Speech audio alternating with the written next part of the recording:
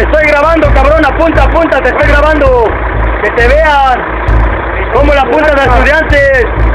Ojalá ya si fueras con los narcos. ¡Oficial! Necesitamos una ambulancia para un compañero. ¡Una ambulancia! ¡Una ambulancia! ¡Está muriendo! ¡Traigan aquí la ambulancia!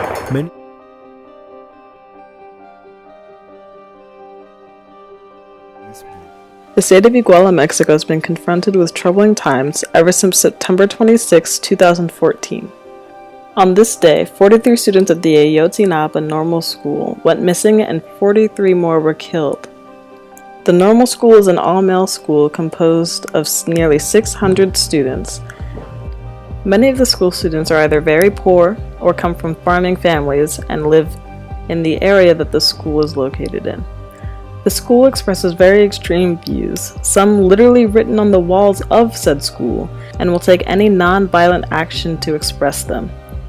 This causes a lot of conflict between the school and the government. According to interviews with survivors of the attack in Iguala, the students had just been protesting outside an event featuring the Iguala mayor's wife, Maria de los Angeles Pineda. The group of normalists had also been in Iguala to solicit funds for supplies for their school.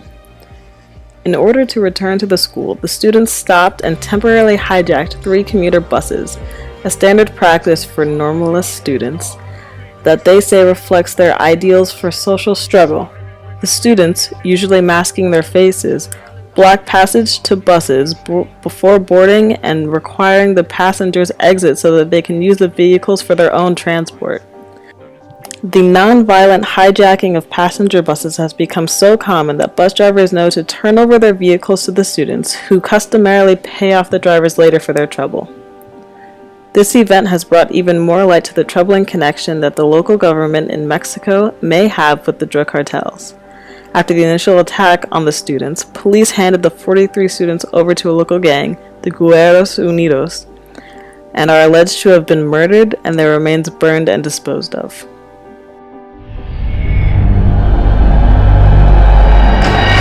Pues yo creo que este caso viene a evidenciar el México real, y todos estos hechos están marcados por la impunidad.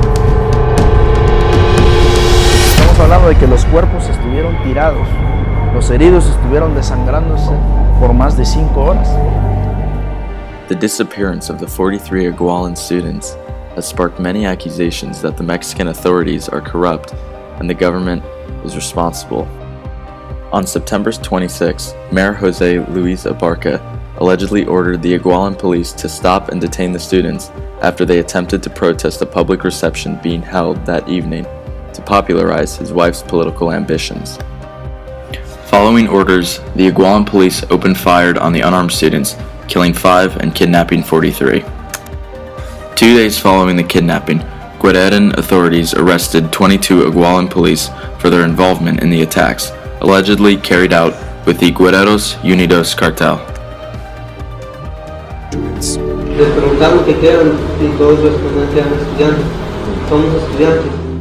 On September 30th, just 4 days after the kidnapping, the mayor and his wife requested a 30-day leave of absence, vanishing the town. About 1 month later, the disappeared couple were found and arrested from an abandoned house in Mexico City.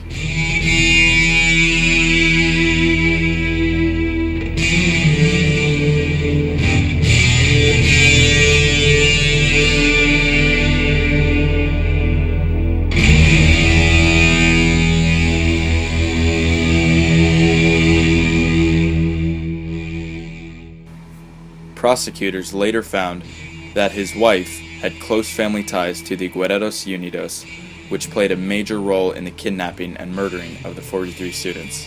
The kidnapping of the 43 missing students, as well as the events following, have all led to corruption seen inside the local Mexican government, which at this point is no surprise. As of now, the international community has not made any plans to intervene regarding the tragedy in Mexico.